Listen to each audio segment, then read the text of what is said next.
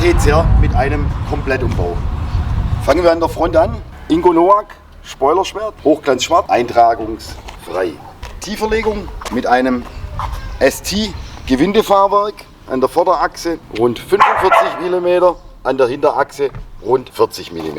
Felgen Barracuda Dragoon in der Dimension 8,5 x 19 an beiden Achsen mit einem roten Trimline.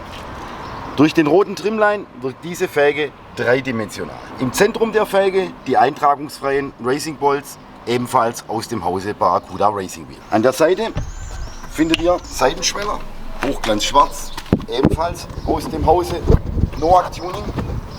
Zu guter Letzt am Heck Serienauspuff mit dem Diffusor aus dem Hause Noack und den Seitenfleck. So, nun viel Spaß beim Video.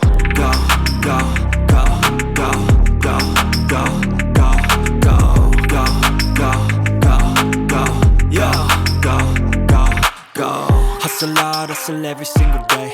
I'll be making moves till I'm buried in my grave. To the system, I don't wanna be a slave. I've been doing shit my way, or the highway. And in the driveway is a nice range. Cause I grind through the climb, I invite pain. You'll never hear me, bitch, nah, I don't complain. Just gotta flip the switch and you can go and obtain anything you want, anything you need. Your mind's got the key ingredient, it's belief. They deceive with the negativity, but I just slide right by that energy. Even when you feel low, you can still go. Even when you feel slow, you can still go.